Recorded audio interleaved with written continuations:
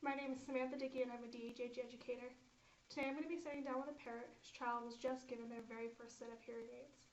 We're going to go over the different parts of the hearing aid, the daily routine and checklist for maintaining the hearing aid, as well as a troubleshooting guide in case anything goes wrong.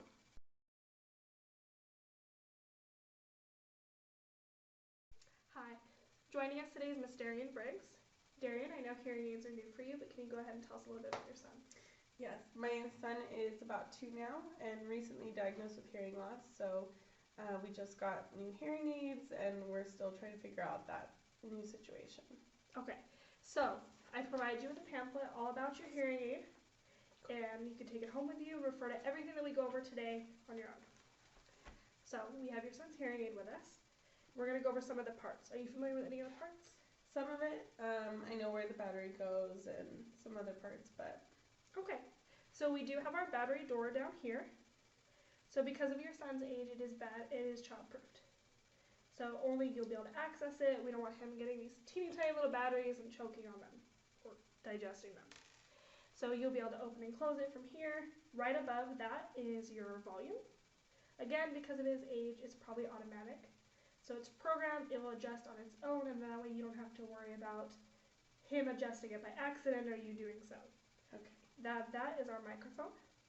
So that's where everything's being taken in.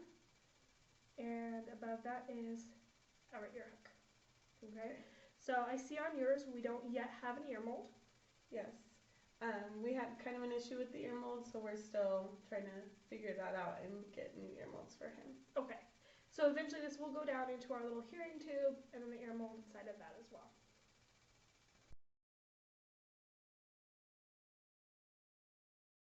Okay. So why don't you tell us a little bit about your routine? So every morning when he wakes up, I just look through the hearing aid and make sure it looks all right. And then the audiologist gave me a kit and has this little battery tester in it. So I use this to look at the battery and see if it's charged or not, and then replace it if it is not. Okay, so make sure that when you are looking at how charged your battery is, anything below 80% should be changed. 80% is pretty high. I know it is, but we want to make sure that he's able to get through his entire day without any disruptions. Because of his age, he's not able to convey as easily to his teacher whether or not his batteries are dead or not working, and so this will ensure that he gets through his entire day. Okay, that makes sense. So after I check the battery, I usually listen to it. So I just take this tube and this one in here, this one on the hearing aid, and just listen to it, make sure it's working properly. Okay, so when you do your listening checks, you can also do what we call a sound check, meaning that once this is in here and you have the hearing aid microphone facing you, that you can do our Ling 6 sounds. Okay. So the Ling 6 sounds are just 6 simple sounds, e, oo, sh, and those just ensure that your son is hearing all aspects of speech. Okay. So you can put it in, say each of those sounds, and as long as you can hear it, then you know that he's able to hear speech as well.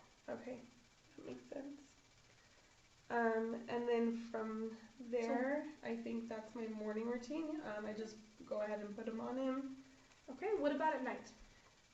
So at nighttime, we usually take them off before a bath because we do bath and bed right following that. So I just take them off, turn them off by opening the battery door, and I put them on his nightstand, so make sure that it's all in the room, dry place, safe, can't touch it.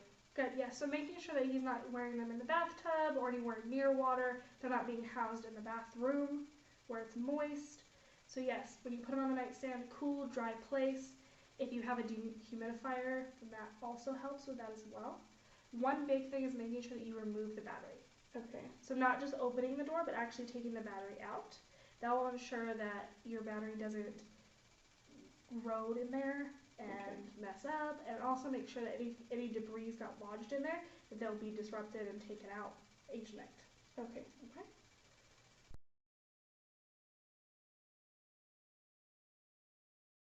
Okay. All right. So now we're going to talk a little bit about troubleshooting. Earlier you were telling us about your son's ear molds, them being ill-fitted. Can you tell us a little bit more about how you knew that something was wrong? So I was hearing a lot of noises, pretty much all the time, of just feedback and whistling and those kind of noises that I know aren't supposed to be happening. Okay. And so that's going to happen a lot at this age. So your child's going to go through so many ear molds, they're going to outgrow them, the shape of their ear is going to change. Anytime you hear that excessive feedback or that whistling sound, it means that sound is escaping somewhere. Okay. So usually it's going to be the ear molds, sometimes you'll have a crack in the tubing, something like that, and then you did the right thing, you took it to the audiologist, got them now fitted, so you're probably going to go through quite a few more of those. Okay. So during your morning routine, the first thing you do is check your battery, right? Yes. And then do your listening check. Yes. So during your listening check, there may be a couple things that come up. One of the most common is no sound at all. Mhm. So if you've already done your battery check and determined that the battery's good, it's charged, everything's fine, then and you're still not hearing any sound, it's probably some sort of obstruction. Okay. So in your son's hearing aid, there can be many different things that can be obstructed. So we have our ear hook here. So wax can actually build up inside the tube, it can build up here. Your tube has a filter in it as well, and if that filter becomes dislodged or disrupted, it can cause an obstruction of the sound as well. Okay. Once you have your ear mold, the ear mold gets full of wax all the time. So making sure in your daily routine to keep it clean, and then when you are hearing no sound, to check that and make sure that there's no obstruction in the ear mold, removing it, checking everything. The other thing is your microphone. So your microphone can get clogged with debris, dirt, especially if it's been exposed to any type of moisture. Okay. So making sure that you use your drying beaker. Yes. So that's in your kit as well. So make sure to use that, check that out too, and that may be the problem that you're running into. Okay.